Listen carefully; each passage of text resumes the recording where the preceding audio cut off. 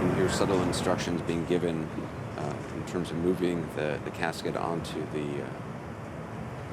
So the bearer party were the Grenadier Guards, the most senior guards.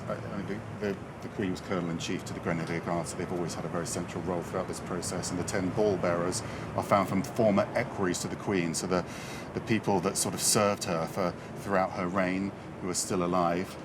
And you've got a tri-service guard of honour, basically, 3 officers, 53 rank and file from each service with colours draped and accompanied by a band of the Royal Marines, with drums draped and muffled to be mounted in Parliament Square as well as they go by. We also see Prince Harry, of course, there, and Princess Anne, which is really a. There's now the sound. Let's listen.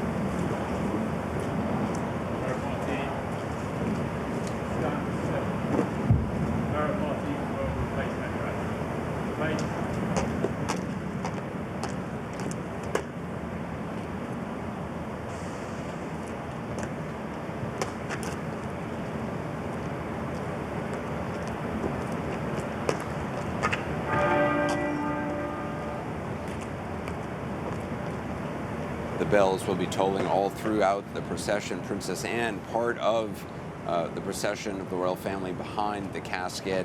A break from tradition, but also a sign of the important role she has played ever since the Queen died. And I think she will going forward as well. I think Charles has really drawn her into all of this, and she was there when the Queen died, and no one will ever be able to, take that away from her position during this period of mourning that continues until the end of the day in the United Kingdom, but another week for the royal family. So ahead of this group of sailors, you'll see various military officials. Let's just listen to this for a moment.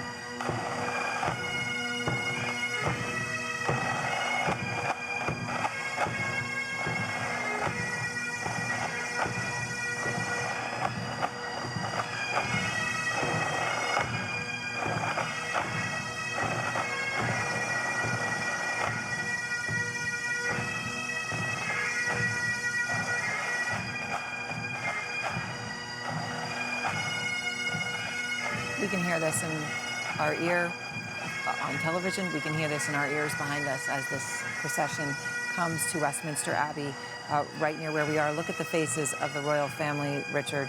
You see the king, Princess Anne escorting their mother Yes, you have for her final walk. You do. You have the procession in three parts. Those that are forward of the gun carriage, the coffin on the state gun carriage of the Royal Navy, adorned with the crown, the scepter, and the orb. And at the rear of the gun carriage, the royal family. The family, basically. The King, the Princess Royal, the Duke of York, and the Earl of Wessex. Marching behind them, Mr. Peter Phillips, the Duke of Sussex, and the Prince of Wales, Prince William. And then the Vice Admiral, Sir Tim Lawrence, Richard, the Duke of Gloucester, and the Earl of Snowdon. Very carefully thought through who's standing where, the order of precedence and protocol dictating your position. Dictating the day, Christiane, and you see, obviously, when you saw them move in as the gun carriage began to move, just the incredible coordination, the perfection, and yet the humanity that we're seeing of the family, of King Charles with that somber look on his face, of saying goodbye to his mother and taking on the mantle that he will be taking on today in a very real and tangible way. Exactly, and again in his first speech, he pledged to continue in her footsteps and her legacy. And it is remarkable to see this because we've said it before and we have to say it again. There literally is no other modern equivalent to what we're seeing. This is the kind of tradition, the majesty, the pomp, the circumstance, all those words that really apply only to this kind of very, very British ceremony. And the Queen herself has conferred this slightly intangible but real legitimacy on this process for the last 70 years. And that is what's so interesting at this moment and so vital, and that's why people have come out in their hordes to watch this. You know, there are some 2 million people expected in the city, including in the parks around us, Green Park, Hyde Park, Yes. St. James's Park. They're putting up huge screens all over the city, all over Scotland, Wales, Northern Ireland, in key places. There'll be cinemas, there'll be pubs open for everybody to watch this, and not to mention all over the world. And again, I think the Queen is loved because in this modern world, she was about others, she was about service. She really performed what her grandmother, Queen Mary, once said, "We are never tired and we all love hospitals." In that one phrase, she summed up what the role of the royal family was, and the Queen played that role to the very end, never complaining, never explaining. And again, this is another, with her family there and bringing it all sort of to this, you know, public but also family closure. She said over and again that I have to be seen to be believed.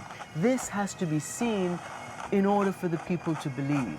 So everything about her 70 years was about showing herself in public, not her emotions, not Right. her opinions, but Right. herself. The bright colors that she wore, that's not an accident.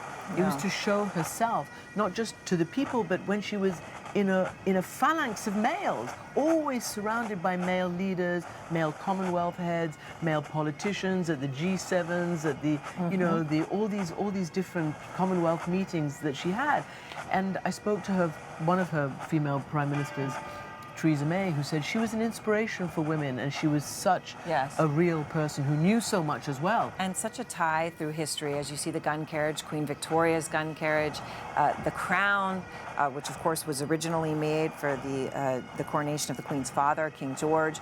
All of this tangible connection to history, a history, of course, that goes back 1,000 years, where you are, Clarissa, outside Westminster Abbey as this procession is making its way to where you are right now.